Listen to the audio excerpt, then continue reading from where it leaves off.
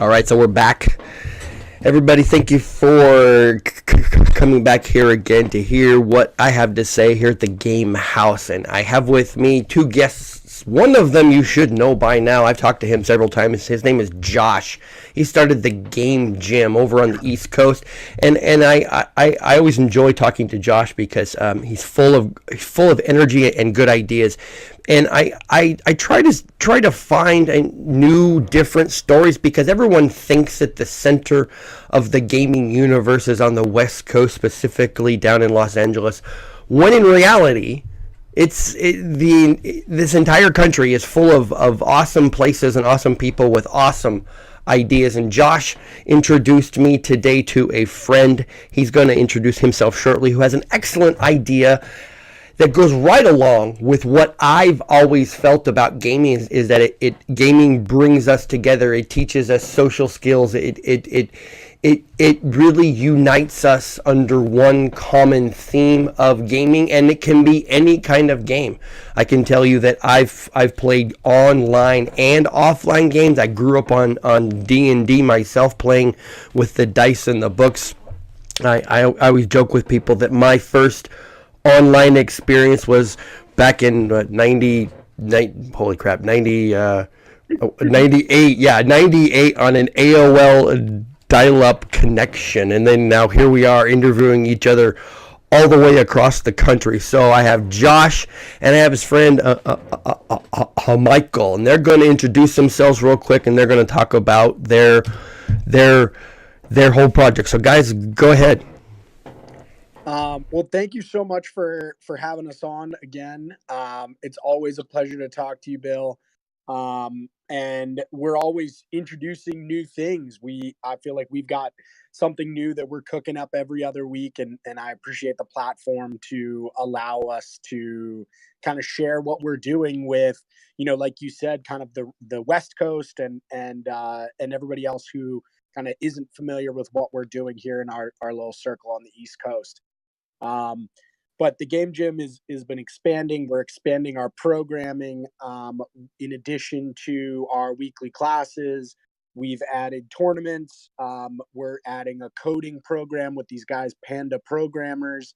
And we're also adding a new element to the program that is based in the world of cards, both live and digital.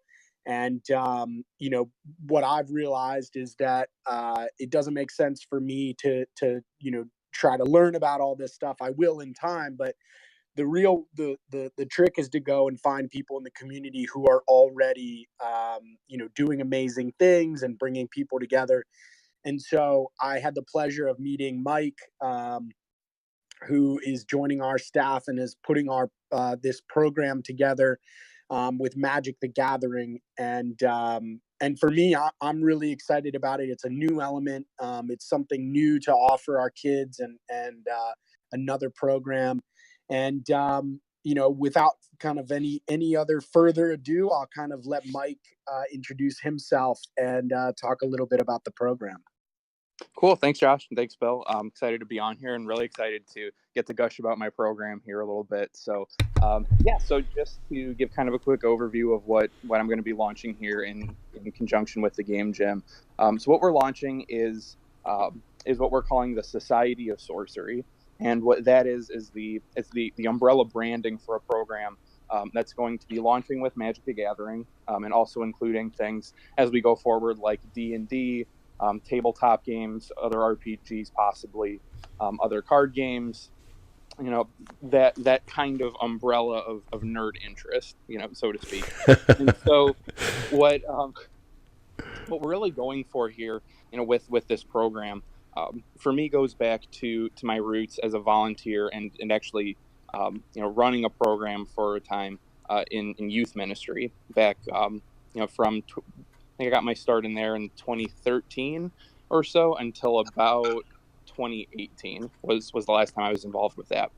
And what I found when I was helping out and when working alongside and in those programs was that kids involved with those programs had a really special opportunity for things like community, for mentorship, for emotional availability and processing their life and things as they were happening.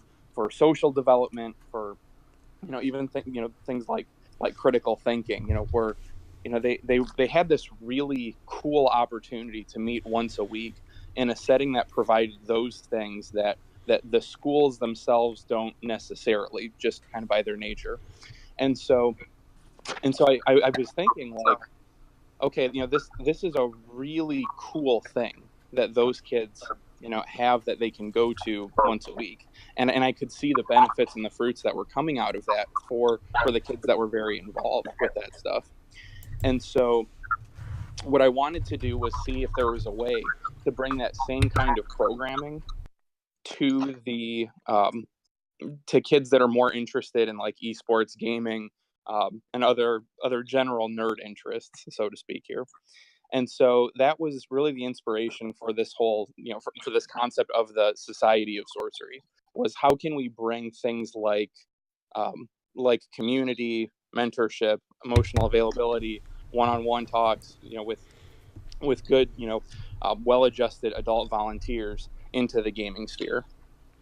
Got it. That's so. I was listening to you to talk there, and so basically, the shortened version is you're using the common theme of gaming, whether it's online or offline. You're using that common theme to bring people together, right?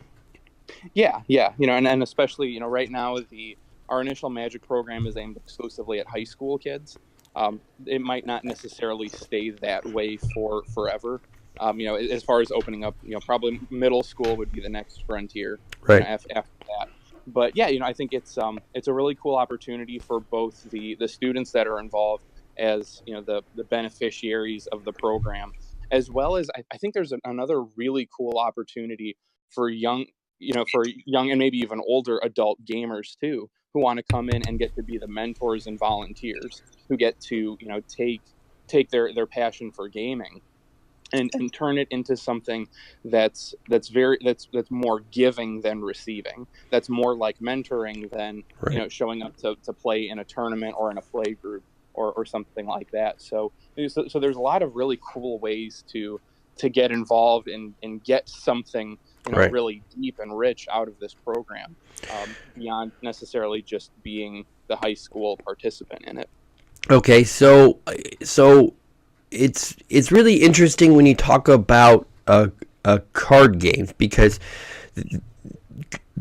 you have card games that are online and offline. So, and it seems like Yeah. that schools and parents and adults are really pushing young people to have technology skills, to have the ability to do things with computers. Yet your program is it. I mean, you can go to a store and purchase the cards. You don't have to buy. You don't have to spend $1,000 on a whole gaming setup. You could spend $5 to $8 every other day to buy some cards. It's very low tech, and so it's really interesting to me that you're kind of going the opposite way of the way of how the world is going. You're going low tech to solve a problem that a lot of people would think that it's all about technology and providing opportunity and skills and things like that. So when somebody talks to you and they say, well, your idea doesn't really have a focus on current current skill sets, or what do you say? Yeah, no, that's a great question. So I think first and foremost, when you look at the modern card gaming ecosystem right now, Magic and Hearthstone both have digital offerings in parallel Right. with the physical. Or sorry, so Hearthstone does not have a physical element. Magic has both a physical and a digital, and this program will actually be using both, because when it comes to the part of the program in the class where we're going to be getting into the the real meat and bones of the critical thinking and the Mm-hmm. classroom challenges, and really like getting into the game itself. We'll be using the digital client more so for that because of the ease of access, and especially with the amount of information that we can get by using the digital client as opposed to the physical. So for our program, we're definitely going to be utilizing both. Okay. But yeah, I guess as far as like skill set development, going back toward the low tech for a second, when it comes, as far as designing this program and comparing it to what other programs are doing, I think it's certainly worth making sure, because at the end of the day, no matter how many computers we have, no matter how many screens we have to interface with, on an hour-to-hour basis, right? I don't know what kind of world that the kids of today are going to be living in when they're the adults and professionals of tomorrow. But I would be hard-pressed to believe that at the end of the day, there won't ever have to be a time when they have to look another human being in the eyes and be able to stand up strong, shoulders back, and present themselves with confidence. And that's really the ultimate skill that I'm hoping that our kids leave this program with, is the ability to do that, to present themselves with competence, and respect. Those are like, right now, those are my three biggest core values, with that I hope our kids get out of and leave this program with. And so that's really why we're looking to also incorporate the physical element of Magic where we can, and then as we start adding stuff like D&D, etc. Right.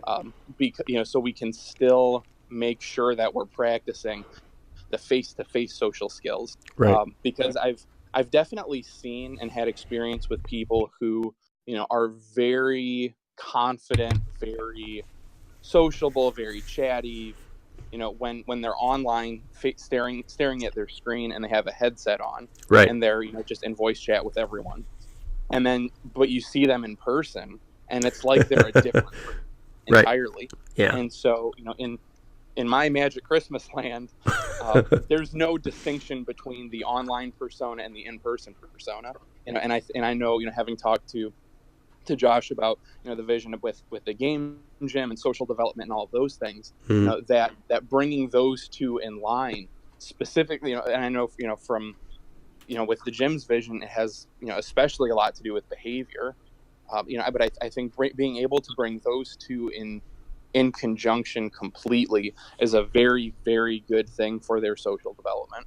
Perfect. Okay, so you got this awesome program. You're gonna work with Josh. Josh he's been doing his thing for almost 1 full year now, I think, Josh, right?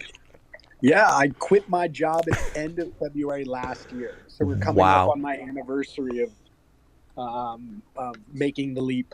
Wow. Okay, so what does this whole thing look like? You have Josh's Game Gym network. It's doing really good.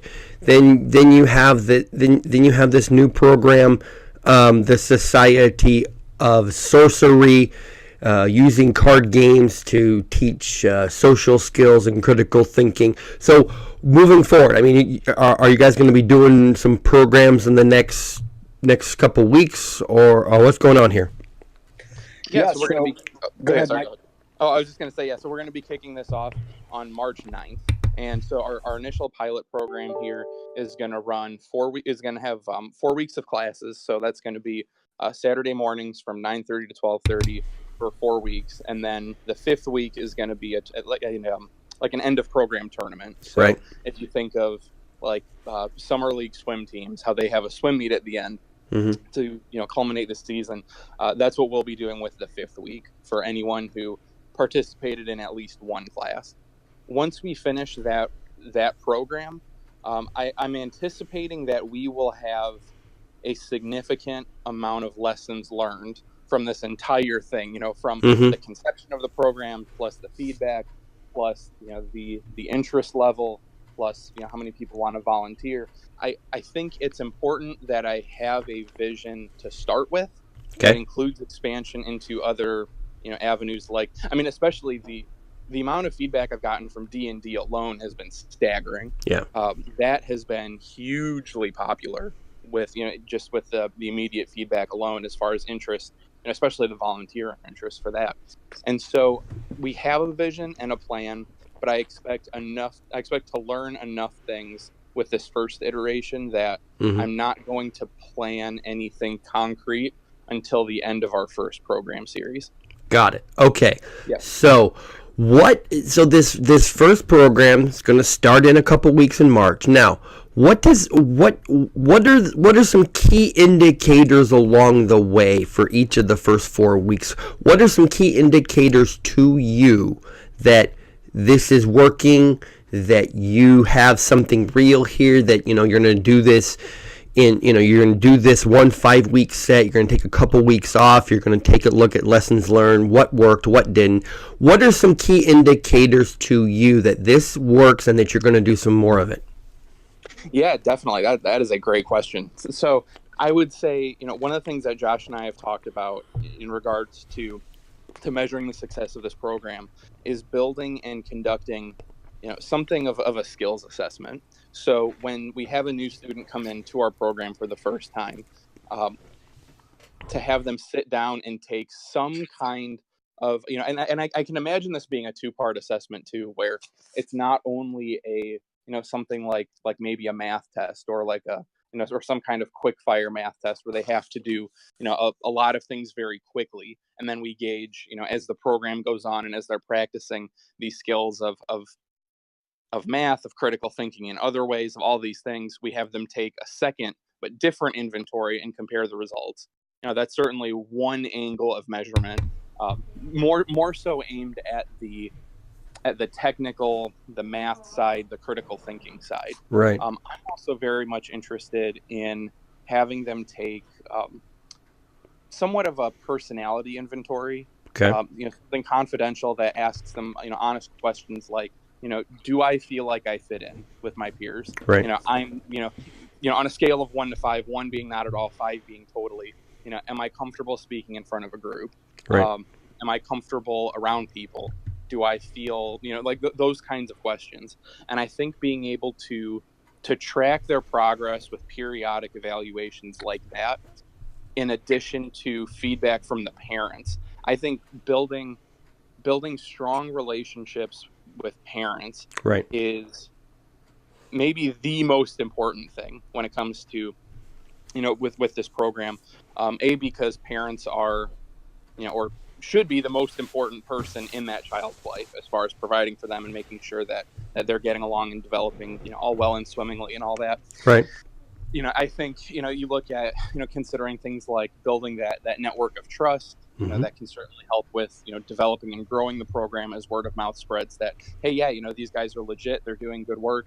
They keep us informed, and I can trust them with my time and with my kids' time and with my money, like all of those things are really, really important. And so, but outside just the logistical concerns and respect for building that network of trust with the parents, I think it's also really important to have that trust and constant, open, quick fire communication. So we can call up Billy's parents and say, hey, I'm getting a read right now that Billy has really been, he seems way more confident after week 4 of this program than he did when he came in. What are you seeing in the home right now? Like how is, if you don't mind sharing, how has his grades been improving? Is he more social? Is he more talkative? And, being able to check in with them and have that open dialogue all the time with the parents of the students. And so they can say, hey, yeah, he is improving. This is great. This has unlocked a thing we've been trying to figure out for years. Or maybe it's, hey, actually he's getting picked on by one of the kids in class, and we may have totally missed that kind of thing. So to be able to have that back and forth dialogue with the parents, to be measuring their technical ability as we especially as we teach it and as we evaluate that, and their own belief in themselves, are my 3 angles of measurement here. Okay. As far as how we're going to track the effectiveness of this program. See, and I think I think that your decision to, when it comes to the game gym and working with Josh, is fantastic. Josh has already put in a lot of hard work trying to get some credibility, and you say, well, I'm connected with Josh, and everybody that knows Josh and loves what he's doing will go, oh, well, if you're connected with Josh, then he's putting on these awesome programs. He's already spent a ton of time getting to know the community and building the trust, and so that makes that actually, for what you're trying to do, is sort of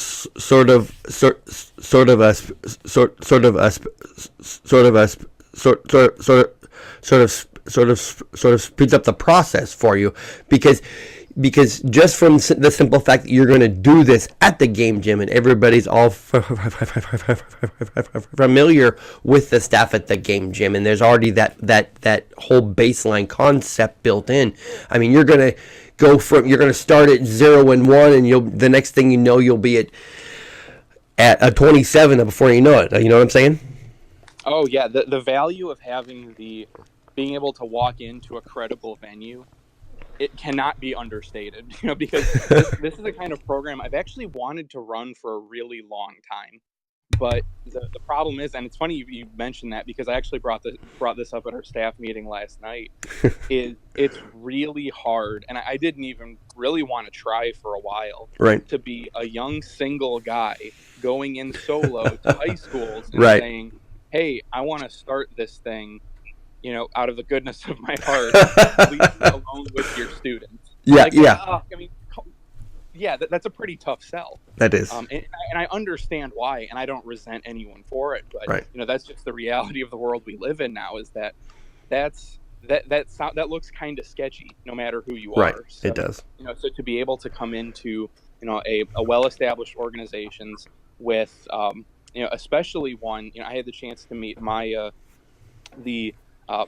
she's your HR manager, among the many other hats she wears. She is, jack of all trades. Yeah, many things going on there. And to see, the levels of screening of HR, and the seriousness in which they're taking the screenings and trainings like that too, has been a huge relief when it comes to, to thinking about and running through, okay, how are we going to pitch this kind of thing too? Right. So that has been extraordinarily helpful with awesome. getting this thing off the ground. Yeah. Awesome. So Josh, now you've been doing this for about a year. You started off with your programs. Now you're taking this next step here, you were working pretty much 100% online. Now you're going to sort of an offline concept with some more outreach thoughts here. So is this like step number 2 or 3 in some Grandmaster plan you have here going on? Yeah, I mean there's kind of 2 prongs that are kind of forming. The first one is to really kind of perfect what we're doing at the gym on a day-to-day basis, and having really cool, diverse programming that will allow, I consider us the middle school gym teachers of esports. So, that's good. I like that. That's good. Yeah. That's good. Exactly. Like, it's our job to introduce the kids to a bunch of different opportunities, and then along the way teach them about sportsmanship, teamwork, communication. But we're not training for the pros yet. We're trying to give a really great intro. So that is, this is the continuation of us just trying to offer the best programming with the best local coaches and people who are, like Mike, who are energized and who want to do stuff, but maybe don't have the platform to, or, the infrastructure is to build is very hard. So we have this already existing infrastructure. So, there's a huge part of this that is a service to the community in our location here in Rockville, Potomac area, Maryland. Making sure that we're offering our members the best course of action and the best programming that we have. So that's like a huge thing. And we will always be iterating on that. Kind of like what Mike talked about. We're going to see how this goes. And then, this and all of our programs are not one-offs. They are learning experiences, and we will continue to do, something involving card games or Magic or Hearthstone in the future, and this will help build that part of the program. I think, making sure that people know that we build things, and as we build things, Right. that they're consistent, that they're not going away, and that our flex event is going to be every 2 weeks until we, don't have a venue anymore, and that we're Mm-hmm. going to be putting classes together, as long as we exist, and we're going to keep on offering new ways to learn, because that's our job. Right. That's what we do. So, there is this other part, and then, for me, and what I'm working on, kind of at another level, is trying to see, where we can grow our program. There's a lot of places out there that are interested in our program, Nice. and so expansion is on the horizon. Very So nice. we've had some really great conversations with some really great people, Mm-hmm. and I'm navigating right now the steps to take for us to expand, and we're going to have some really, really exciting news hopefully in the next couple months. Okay, sounds like that I'll be talking to you again real soon. All right, so to wrap this up now, starting here in March, if everybody wants to, or if anybody wants to sign up for this, they obviously go to the Game Gym website, gamegym.com. Now, what do they do from there, guys? Yeah, so what you'll go ahead and do is look under I believe it's the Programs tab on the top, and you should see Society of Sorcery. That tab right there is going to have a link to the page that gives you a full rundown of the program, the classes. It's got a blog post on there about the value and of how we see the development of critical thinking in the context of these card games. A quick primer for parents too. That's got some videos just explaining, hey, what is Magic? How do you play? What is this game I'm going to be throwing my kid into here? And then from there, there's a link to a Google form. And then with that form, they'll be able to sign up for the classes. This class is, I want to say, has a pretty unique spin compared to most of the programming so far, in that because this is the very first time we're trying this, it's actually totally free. Okay. For the first few weeks here. Got it. And so if you are interested, signing up is especially important, so we don't go over capacity or anything like that. But yeah, that's how if you're interested in signing up, that's how you're going to go ahead and do it. Sweet. All right, guys. Thanks for making time to talk to me. We kind of tossed this together at the last second, but this is an easy thing to do. It's pretty simple and straight and to the point. I like talking to people about new ideas and using gaming esports to make lives better, to bring people together. So Josh and Mike, thank you very much for taking time to talk with me. Check out the Game Gym site, gamegym.com, Society of Sorcery, starting March the 9th. Sign up there. It's good stuff. I don't toss around. I personally don't toss around things that don't make sense. But I love what Josh is doing over there. He's put in the work and put in the time, and he's making lives better overall. And he's using gaming to do it, which is even better, because that's what we all love right now. So Josh and Mike, thank you very, very much for taking time to talk with me today. I appreciate it, guys. Yeah, absolutely. Thanks for having me on. All right. Thank you, Bill. Yes. You're the best, man. I really appreciate it. And just a shout out, at the end of this thing for Bill, because without your platform and this conversation and all that, like you said, it's games bringing people together, and right. And this is a really cool element of it. So thank you so much, Bill. Hey, no problem. I just try to find interesting stories to tell. So everybody, thanks for tuning in. Head over to the Game Gym website. Check out all the great articles there. You can subscribe and like to the YouTube channel. Especially like this video. You should. I think you should. I really do. And thank you very much for tuning in. So thank you very much for tuning in. I'll talk to you later. If you liked that, hit the subscribe button for more interviews and other great sports and esports content. Make sure to also like us on Facebook and follow us on Twitter to stay up to date on all the news from your favorite sports and esports players and teams. From our house to yours.